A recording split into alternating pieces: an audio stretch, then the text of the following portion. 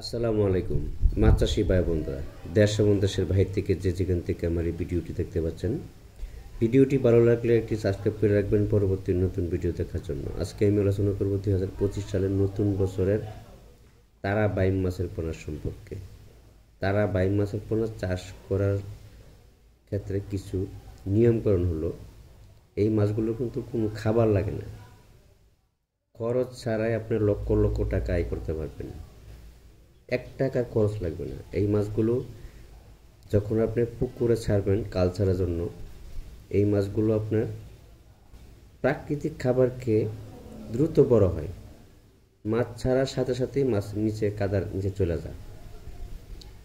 তারাবাই মাছের কোনো খাবার লাগে না। অন্য অন্য মাছ যা আছে এই খাবার দিলে অন্য অন্য মাছে খালো, কিন্তু তারাবাই মাছের কোনো খাবার লাগে না। আপনার এই মাছগুলো বিনা খরচে অনেক টাকা আয় করতে পারবেন। আপনি তারাবাই মাছের পোনায় কিন্তু শতকে 2000-3000 দেওয়া যায়।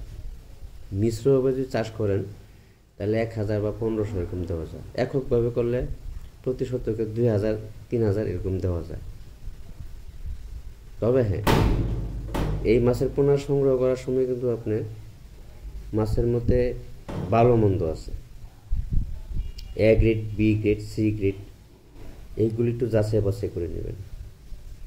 এবং কি অরিজিনাল তারাবাই মাছের পোনা হইতে হবে। মাছের লেজে দেখবেন যে ফুটা ফুটা দাগ আছে, কালো কালো ফুটা ফুটা দাগ আছে। এটি দেখে শুনে বুঝে তারপরে মাছের পোনা সংগ্রহ করবেন। অবশ্যই ফার্স্ট গ্রেডিংয়ের মাছের পোনা সংগ্রহ করতে হবে, তাহলে আপনার দ্রুত বড় হবে।